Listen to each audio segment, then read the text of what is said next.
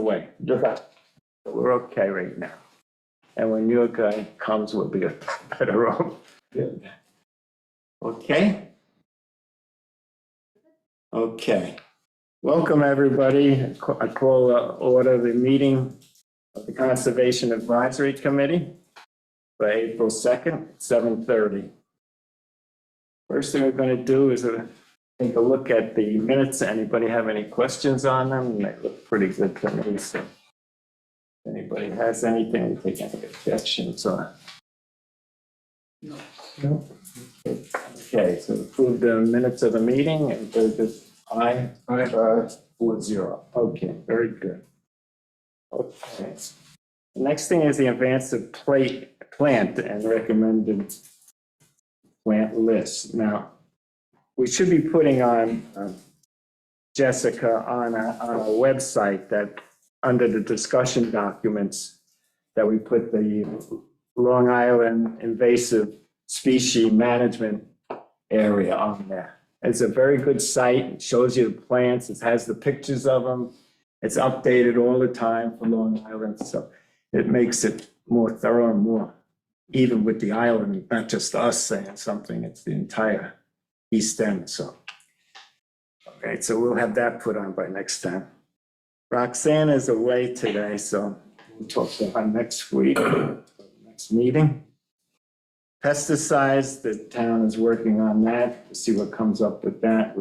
Speaking of pesticides, I found a safe way to kill rats and rodents and stuff like that. Because a lot of dogs are going down with all these people putting out a lot of stuff. Right. It's, believe it or not, baking soda and Jiffy cornbread mix. You mix the baking soda with the cornbread mix and rats cannot digest it. Well, they can't burp or anything. They don't have the facility to do that. So it just blows them up on the inside. Once the baking soda hits their their acid, that's it. And it's 6 hours, it's over. And it's like, it doesn't hurt dogs, doesn't hurt raccoons, doesn't hurt, foxes, kids, anybody, but only those particular rodents. Rodents. It works on squirrels too. How about mice? Yeah, mice, squirrels, That chipmunks, with the ticks. rats, but that's it. Other than that, other than rodents. That's interesting. That's good. Well, a lot of people have lost dogs to rat poison, Yeah. Yeah, I know a lot of people that have. and it's a miserable way to die. Yeah, it is. And it's, but this is totally safe for everything else. So it's good. Mm. But it's not, they don't want you to know that. So it's baking soda and. Baking soda and Jiffy, the little blue box of Jiffy cornbread mix, it's like for making muffins and stuff. You just mix them 50-50. And You saw that online or something? yeah, it's on YouTube. I couldn't believe it. Really? Yeah. Okay. All right, so. And the guy did a test and it definitely works. Like he actually Definitely. have a heart trapped a whole bunch of different things and fed them to him and stuff. And it only works on the rodents, but it works really good. That's great. There's too much poison stuff around anyhow. Oh, it's too much. We got to get. And that decon, all that stuff, everything else gets a hold of it, and then you're in trouble. Even kids, they're out there playing. Yeah, sure. It's worse You than. know, around our house, they put it in the box, but still. Yeah. Well, try it. You just put it on the edge of a wall. You all run along the edge of a wall. And anyway, Yeah. Now, what do I do to a cat or something? nothing. Nothing? Only rodents. Really? Only Only rodents? rodents, Wow. Yeah, squirrels, chipmunks, rats, mice, anything like that, but nothing else. So, yeah, Interesting. I have to look into that. Thank you. that saves millions of dollars. That for sure. Okay, now the wetlands applications, we have 2 tonight. So we'll start off with 6G Hagar Road, which is, it's close. An interesting one. It brings up some interesting points. Jack Calibro used to own this house. Really? Yep. Yeah. It got redone a few years ago. Yes. Kind of like what's rebuilt the whole thing. Let's see. And the second story. I'll go through my list, and then if anybody has anything to add, we'll add to it. Is that all right? Right. Okay. First thing, I visited the site on 6/25. Okay. And I received the revised proposed site plan dated 3/18 on 3/25 after I got back from visiting the site. I was handing it at the office here. I happened to be in here, I got it. Which is a little bit different than the one that was submitted with this site. So, not too much of a change. What it did is that it showed that the existing pavement and everything has already been replaced, updated with grass and stuff, which is there now. So if you went there, you saw that. So, let's see. So we have a new site plan that shows, it is more accurate, but it's not as accurate as it should be. So site plan 1 indicates 75 feet and 100-foot dimensions from the high water line. Now, from the mean high water line. Now, 129.4A1 has just been put in that the delineated wetlands boundary flagged by accredited environmentalists within 5 years of submission of the application is required. Now, this is a bulkheaded property, Right. but they went out and they measured from the mean high water line. Now, along the sides of this property, the two edges, if you look at site plan 1, there's actually wetlands coming up. There's growth, and there's actually wetlands below the bulkhead. I took a picture at low tide. I went there at high tide, it's covered, but at low tide, you can see the plants growing. So this should be adjusted to be from the, You mean right at the bulkhead? right at the bulkhead, the base of the bulkhead is wet. And then if you look at that little, the piece of land that comes before the bulkhead turns on the edge, both edges, that's wetlands in there. So they should be taken from the wetlands as required by the code, not going to the mean high water line. So that was one thing. Now, there can be some discrepancies on that, what you do on that, but this particular property does have wetlands.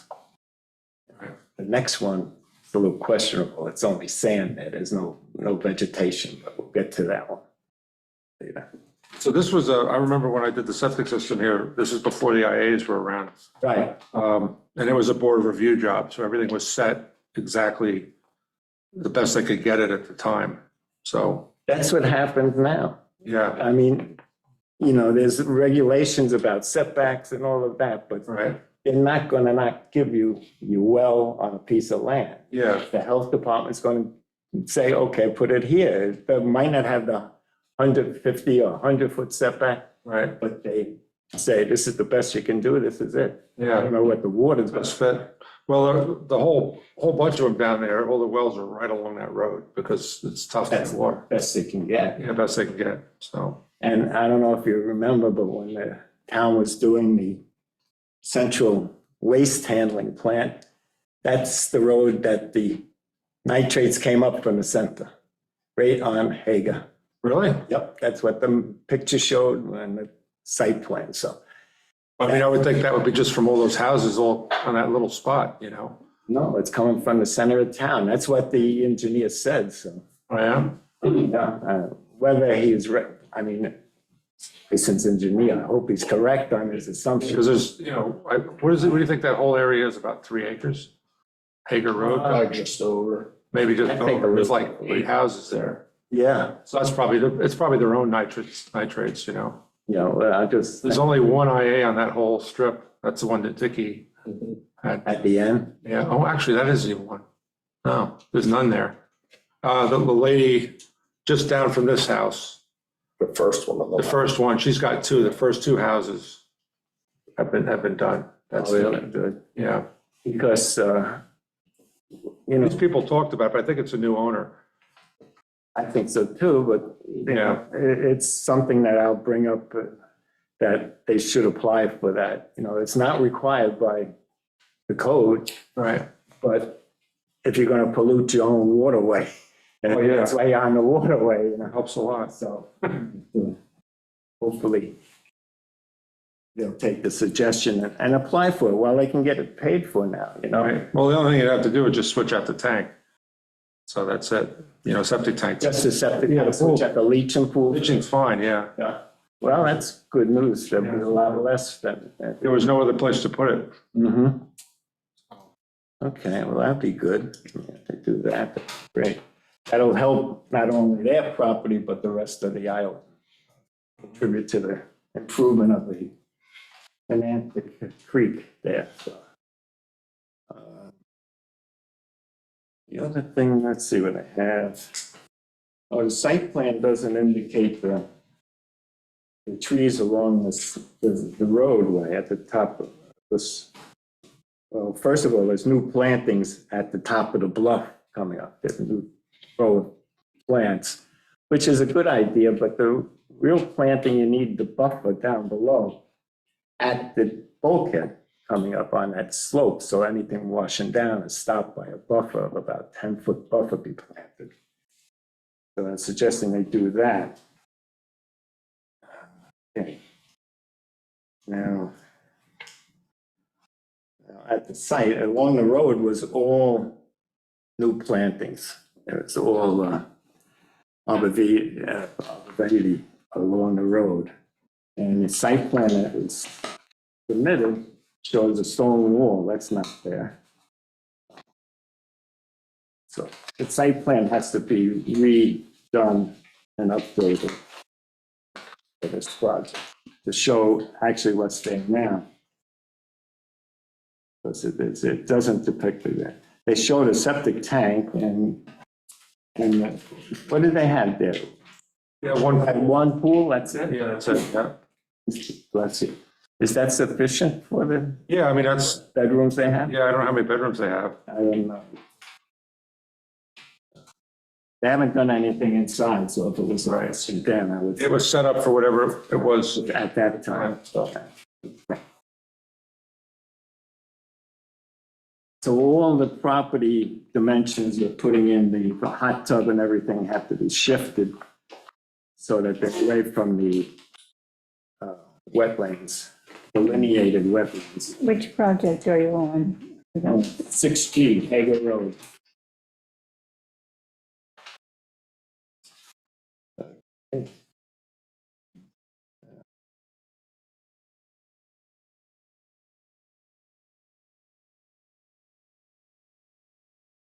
Yeah, it has to be, the site plan has to be revised to show what the existing conditions are, including the vegetation along the top of the bank that was planted. Actually, I saw seeds down by the bulkhead. I guess it just recently seeded. It's not the proper vegetation plan. So I called for provide vegetative buffer at bottom of the slope. And provide a vegetation plan for this site, which is 129-4.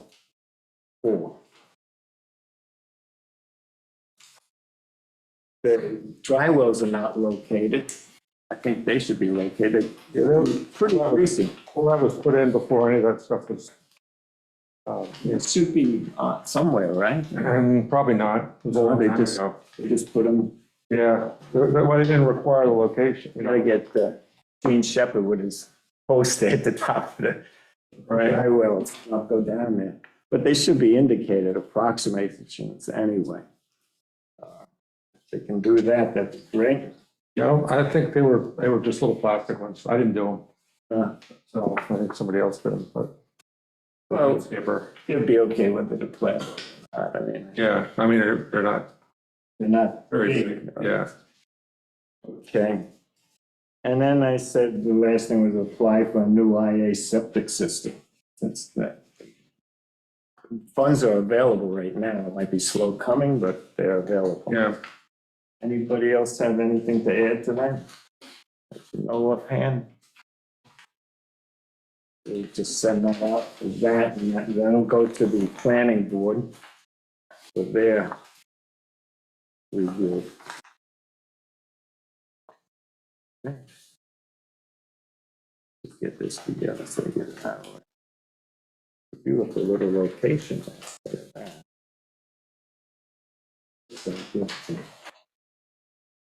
Jessica, remind me to give you these pages so you can fill them out. And we send that to the planning board so they have this at their meeting. Okay. The next project we went to was 85 Ram Island Drive, Eagleman Holdings LLC. Now, since they have not followed the wetlands code and have chosen to walk out from, let me just put this away. Okay. They've chosen to use the mean high water line, which probably is pretty good. And there is no vegetation at the bottom of the, at the bulkhead. So I'm not quite sure what we should do about that. I mean, do we just start? There's a beach grass down there, isn't there? No, there's nothing down there. It's just sand and rocks. It's completely. Above the bulkhead? No, below the bulkhead. Oh, yeah, I mean, the tide there, you wouldn't be able to get any vegetation to grow. That washes right over that bulkhead there. When the That's tide's what I high was and the afraid of, waves yeah. are, you're never gonna get anything further. But I just want to, It's the maybe, nastiest place in children. maybe. Most of the work they're doing is repair work on areas in the 100-foot. Like the stairwell going down the portion of the pool. So the only thing is that there has to be a determination of mean high water line. If you're measuring from it, how do you determine? Well, it's the bulkhead. No, that's not. They're going out to the mean high water outside the bulkhead. I thought there would be the bulkhead, but it's not. Yeah, okay. So I don't know why it's not. We've used the bulkhead on others. Doesn't the water go all the way up to the bulkhead? Yes. I mean, when it's blowing 60 out of the northeast, it's going well over the bulkhead. That's what I mean. You can walk down there, it's just sand and rocks. There's no vegetation. Oh, we're talking about changes in the adjacent 25 feet. Exactly. So if your main water, your main line is further out than the bulkhead, you're just potentially further out, but you're not further in. Right. So it doesn't really make a difference. Based on current practice of the planning board, this is kind of, when I looked at it, it's sort of a moot point, a few feet. I mean, The only, we're allowing houses in the 25 feet, so what are we talking about? no, the only thing is that, it does splash over the bulkhead. So what I would think, we would use the bulkhead, not the mean high water line. But I understand that from what I looked at, the mean high water line is determined by the last 18 years of high water, which is all predicted tide levels. It's not actual tide level, especially, at the last 2 years, it's changing every day. So I think we have to get a description from somebody on that. So if they can determine how they calculated the mean high water line, at least for us, what the calculation was. So I said, submit calculation for the mean high water determination versus the wetlands 129-4A, which says the vegetated area.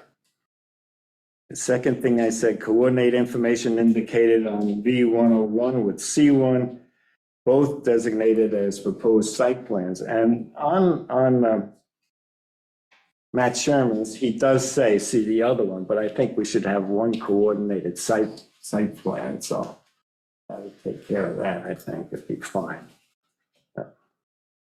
Matt, do you have any comment on the site plans on that project, since you're on, I see you're on that?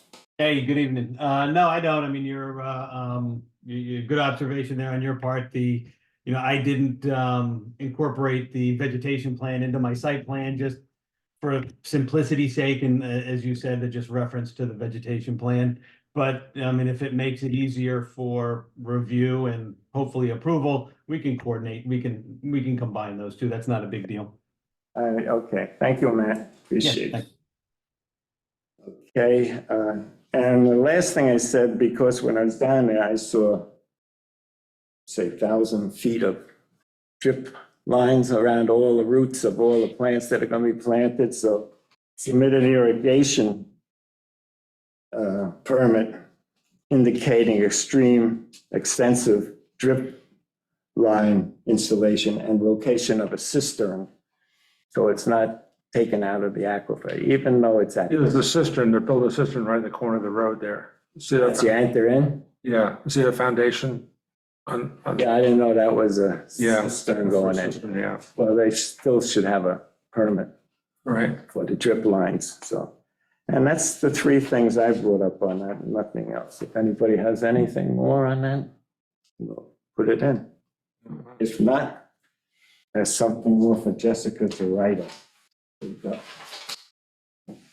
Okay, very good. So we're done with the wetlands.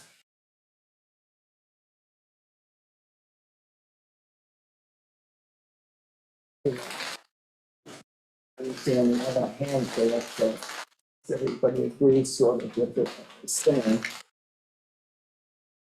New observations, anyway. Okay. Now, if Albert, do you want to bring us up to date on anything? Well, as you know, we're, two things, we're bringing back the wetlands applications back to the town board. We're in the final stages of finalizing the legislation to put a hearing, draw a hearing. Okay, And the second piece is we're redoing the wetlands code. right, There is a task force, as you know, Howard, you're on it. right. Meg, myself, Ian, and Reed Karen, and Stephen Kiley, working on that to redo the wetlands. Yeah. And that'll be a while because like I said, the Conic Estuary is working on that too. And then we're working with Southampton. So we're going to get the entire end of the island. So it's not just us being isolated, it'll be the entire thing to help the wetlands. Right. It's a good thing to do. So we're working on it, and as I mentioned to you, he was good enough to go through the two sections of the code, 133 and 129, which I'll bring up at the meetings when I go to that, which the next meeting is, it's a closed meeting, so you can't go. It's April 9th, so we'll have it before the next meeting. Good night. Okay. So that's good. Old business, the nature preserves. Now, the last time, I don't know if anybody added to what we had. We went through a list, and I want to give this to the town because we're supposed to do this every year. Condition of a nature preserve. So I'm going to hand in this list. If you want to add to it, you want me to repeat what I said the last time, if it would help with everybody? Oh, my God. No, We're satisfied with what I had the last time, no additions or anything to any of the properties? Okay, so that's another thing to give to Jessica. She can keep her busy, she just started, so keep her out of trouble. Okay. Get that out of the way. And these are basically something that the town has to take care of, or at least reply to it, that we've given it to them, and see what they come up with. Okay. Yeah. 2, 3. Okay. Where was I? That's those 2. Now, code discussions. This is interesting. Like I said, town has a subcommittee on the wetlands, and they're going to take it back. And my thinking of the thing was to get rid of that 100-foot also. I haven't gone through to see how you did it, and then bring all the wetlands into one section of the code. So we don't have to go through the nearshore overlay. Even though there are properties that are not in the nearshore overlay that have to be conformed to the wetlands. So like I think it's the northwest corner of Mananta Creek or Fresh Pond. It's pieces of property that fall out of the wetland peninsula. Okay, the next section, so those two sections of code, if anybody has any thing, I know last time we talked about the discrepancies and how do you brought that? Well, I think that, like, if you've got a big enough lot and you're gonna do a total demo Mhm. and rebuild everything, I think it should, that 75 to 100-foot buffer shouldn't even be considered. Everything should go back 100 feet. the 100 feet, and there shouldn't be any, like, playing with that. Yeah. Because you're starting from scratch, and even though they might have had a pool out there or whatever, I think it should, especially if you have a couple acres or, Yeah, I mean, we know. it shouldn't just be a thing you get automatically, because if you're willing to demo the whole place and start with a whole new plan for the property, then it should kind of conform. And if we make it a section, we might be able to get rid of the wetlands permit. Just say 100 foot and that's it. Well, it's hard on a lot of places, but, because everything was, you gotta remember, when most of the waterfront places were built, it was 10-foot elevation. Right. And they didn't care how far back it was. Right. So you've got so many non-conforming properties because of that. So everything you wanted to do would be a real chore. But the thing is, I mean, if you're gonna demo and you're gonna start from scratch, it shouldn't even be. So the approach I took there, I try to be as non-invasive as possible, not chopping down 13312 and rewrite everything, but work with those two, but make them match. So get rid of the adjacent 25-foot buffer, bring it to 100. That's in 13312. And then pick it up in 129. 13312 refers to 129. Right. So the two that works. If you have the 100 there, then I think it transitions seamlessly to 129. And 129, I limited the permitting process to alterations to properties that are within that area now. Right. And they need to, I think, to a degree, they need to be grandfathered, and there need to be a process. What can they do with that property that now sits in the 100 feet? And that is subject to 129 permitting. Right. The moment I reconstruct something, I'm going over 50, I'm out. I Right. can do that within my footprint Right. without overhang. So footprint means looking on top, there's Right. not a huge thing hanging over.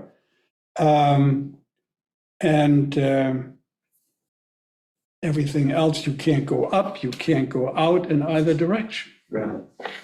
I think you'd have a lot of, It's pure preservation for the people who have a property, and you can't sort of take the property away from them, No, you which could can't. change the code. right. But it's certainly not, I don't think we want to drag this out. Now, I have something there, and then we still allow that it keeps creeping. Well, I could see going up, because that's, but not out. I understand that. Not even going up, you're grandfathered. Because Yeah, going up also means that your impact on the environment is going to increase. Going up, unless you just have an outlook for your spouse, to see when your spouse brings the boat back. Going up means more bedrooms, more poop, more whatever. Yeah. Tower. well, that'd be fine if everything, most of it's already built out. Most of the waterfront has already got these places. Yeah. That's the problem. Well, the problem with the waterfront areas like down by me in Montclair, they flood Right? and the septic just flows right out. It's a bigger problem than you really think, but at least if we put an IA, it would be maybe 12 milligrams instead of 75 milligrams. I don't know if you have a backflow preventer to protect the property inside and your tank, what would happen there? Yeah, I mean, you're not really gonna get, it takes so long for, even like a hurricane came through and it washed over the top. That pressure, you might get it push up for maybe 9 hours later. That's it, it wouldn't really do. It takes days for it to really push the groundwater up that much. But like Peter Reich he's on Tarco. He's got that all monitored cameras and all kinds of scientific devices. And it's always like after the mean tide, like it's up in your yard, Right. and then it goes back. It's like 10 hours later when he gets hit downstairs. Oh, Yeah, it's really wild how that works. I remember the DEC used to always want you to check mean high tide at, all these certain levels, and you dig your test hole and they check it. And when they checked, it was the one time it was the lowest, and then you come back 9, 10, 12 hours later, and it's up in there another, Yeah, it's a problem. That's the problem we're gonna have with the wetlands code to try to get all these things done. So we're gonna take a lot of ideas from other people, see what works for the other towns and stuff like that, so. But it's a situation where it's all of Long Island. I mean, look, Fire Island's gonna be gone soon. I mean, you just face it, they can't keep pumping up sand every year, every time. The same thing is happening, as you know, you look at Shell Beach. That's gonna be gone. I mean, all you have is the road in one piece. That's it. The next problem, that's gone, And which affects on Clay Colony, all the beaches there, and West Neck Bay and all of that area. So there's a serious problem on what I used to be assets are now liability properties along the water, You can't get insurance, for any of this, so. If you get destroyed, can't rebuild in that area, so. It's a difficult problem, but we'll work on something on the wetland to come up, and it's gonna take us a couple of months at least, I would think, so. But for now, I'd say we just use what we have. We've been using it for 20 years. We make our comments like we do, and then it's up to somebody else right now. And if the town board takes back jurisdiction, it would be up to them, which I think is an important thing. That comes back to elected officials, I think. Even though, the town board does select all the committee members, like we've all been reviewed, vetted by the town board. We're all employees, none of us are salaried in this committee, but there are salaried ones, but it doesn't make a difference. We still have the ethics code. We still have all of those things that we have to live by. So it's important that we have proper people in the meetings that we have. So it's important. And then, so we're working on that, and I appreciate your work. I really do. It's going to come in handy. And the last thing we had on was the lighting chapter. Now, we all know that there's dark sky regulations, and I don't know. I think it's a tough thing to weigh. I mean, especially today with all the crime increasing. If you cut the light off at the property line, which is what the lighting code really says, which can be done with lighting fixtures, shielding the light source. It's been done all over. It's a better light for your property to see somebody close. But as you see on TV, they're always catching people on the road, the drivers, the cars and everything, that they could track who was there.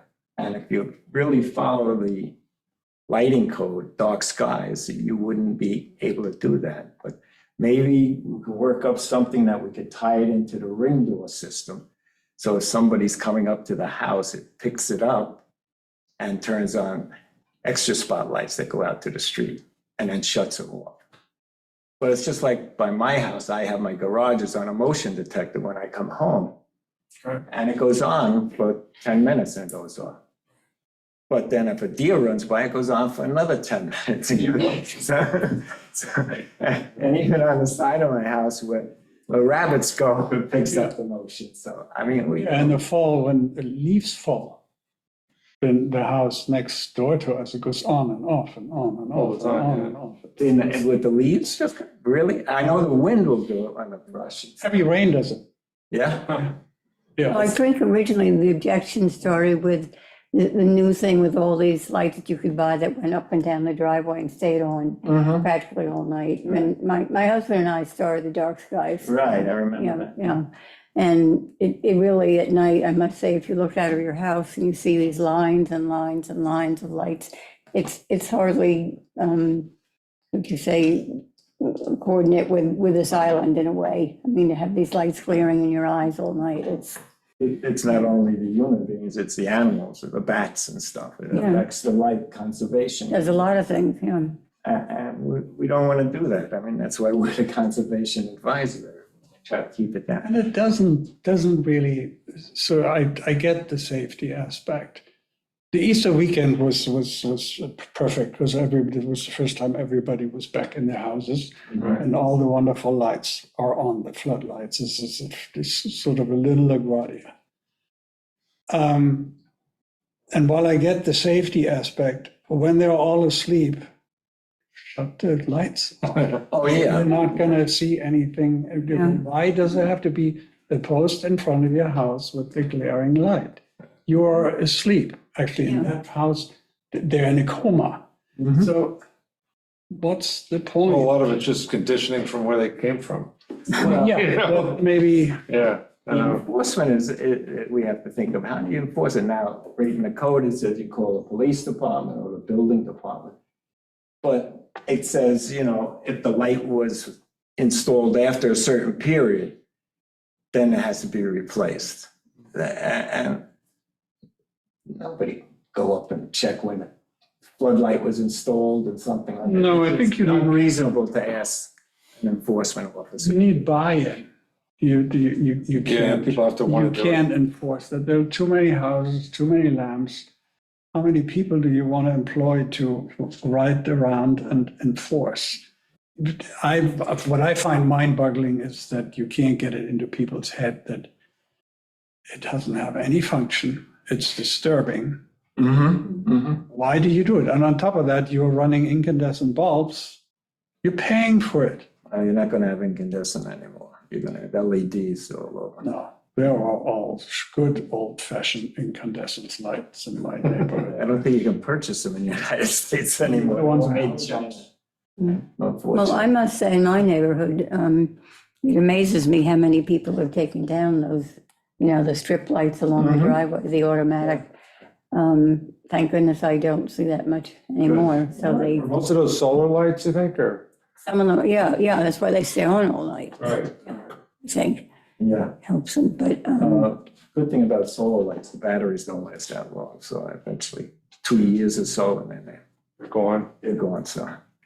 But that's the problem. And I'm just saying we should look at that when we get a chance. It's not a high priority. But you go to the town buildings here, go to the police station. Now, we're supposed to call the police if we see it. They have dark sky violations right on the police precinct there, across the street, the fire department. I don't think there's a reason for it. You can get, the dark sky fixtures are more expensive and you need more of them because you don't want them to go out of your property. Switch to red lights. No, seriously, Yeah. they've done that. They have done tests on parking lots To go- in national parks. Switch to red lights. You talking about the orangey ones, you mean? or- No, real red lights. Yeah. Your eyesight adjusts to it pretty quickly. It doesn't affect the wildlife. the way And I have to look at it. Yeah, I have to try them out. And it works. Well, It works. that's It's a lot something- less invasive. Is it even available around here? Yeah. Oh, it is, yeah. I never heard of it. I've never- In never the seen it. US. I'd say let's not They have start LED something. red lights too. Oh, yeah. You can do that. Oh, I mean, if you want the police department lit up at night, I kind of get that. right, right. Where you live is. But you can light it up with the proper lighting fixtures. That lights the whole ground and it's less glaring. I mean, a spotlight is not good for vision of seeing anybody. No. It's correct lighting. If I go into my IES lighting handbook and read it, they can, but Right.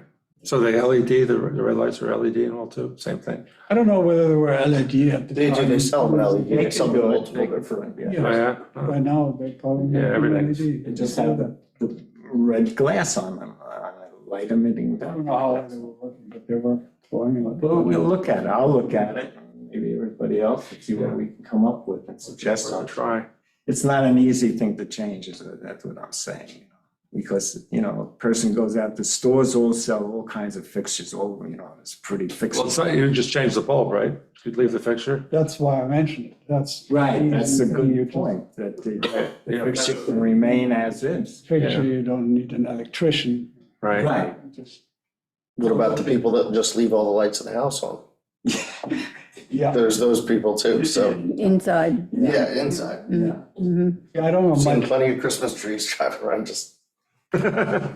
my diagonal neighbors, I don't know how they sleep. They must all be afraid of the dark, because when they're there, the house is lit up. Well, it's something we can look at. I don't think it's. Well, that's a good thing, though. Wetlands is our first priority. It's more hazardous to not only our properties, but it's to the environment, the surface waters throughout. You know, it's a very important thing that we have because all the vegetation and animals and sea life depend on good wetlands and human beings. I mean, we're gonna get our hurricanes.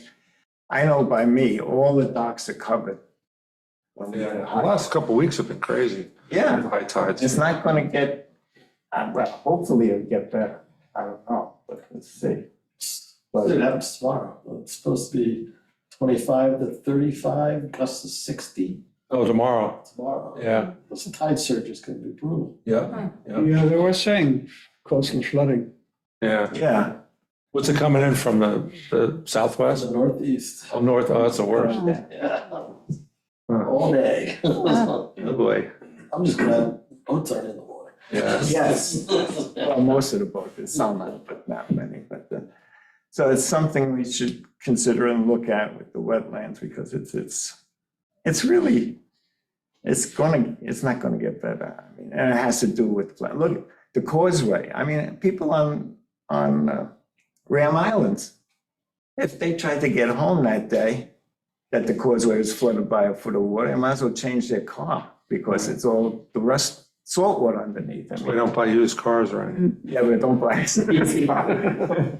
But I mean, that's a problem, and that's something that That's been raised a lot over the last I know. 20 years, probably. Eventually, I think the county's gonna have to help us out. I mean, but not, I mean, what's the sense in trying to save Real Point if we lose the causeway?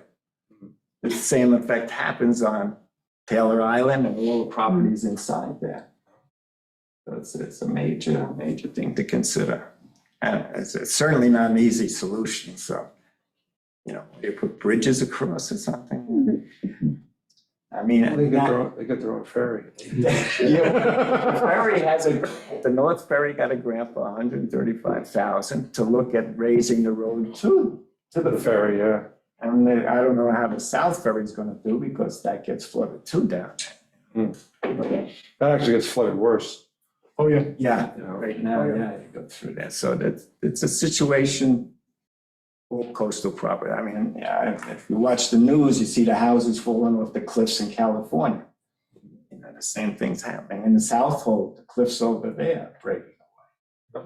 So all the communities are trying to get together and come up with something, so hopefully we can. But if you have any ideas, like your idea with the red light, Well, that's you interesting. know, they could build back Shell Beach just with, like I say, the movable bulkheads where you catch the wind, catch the sand when it's blowing northwest and then when it's blowing southwest. And just once you got it, you hold it, let it keep building up. Now it just scours right off and it's gonna keep doing that.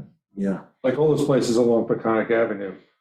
They used to have 50 feet of beach before, after the bulkhead. Mm-hmm. It's all right up to the bulkhead now. Yeah. Because there's nothing to keep it from just taking it right out. It just moves down the shoreline, Yeah. with the southwest winds in the summer, you just almost could wake up in the morning and watch it move. Yeah, but you have to catch that. Once you've got it, you hold it, and then you catch it for the northwest. But, Mm. there's no such thing as a temporary, a non-permanent thing, because they won't let you put it in. But that's what they need to go to something like that. Yeah. We can move them. Yeah. We That's have- not in the book they learned from, so it'll never happen. No, it's not, and well, you need a good marine engineer, I think, to come up with something. Study it for a long time and go over history is the main thing. You can experiment with it too. see what works and what doesn't work, but they won't let you experiment. I'm sure there's been, it's done somewhere, Not temporary, no?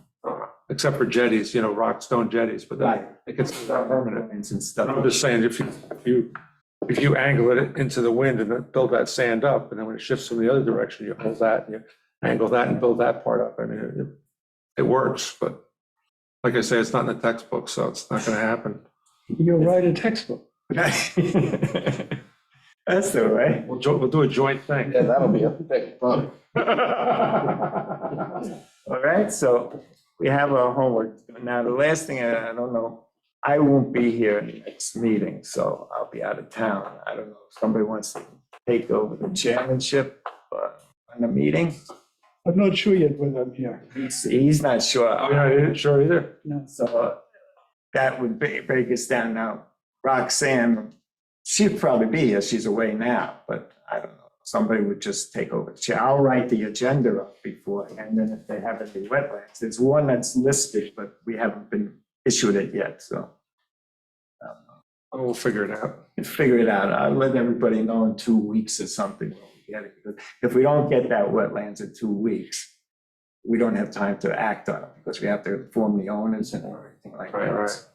So if we don't find out by the middle of April, then I don't know. If you want to have a meeting, there probably won't be a quorum, but you can get together yourself and We'll just. figure it out.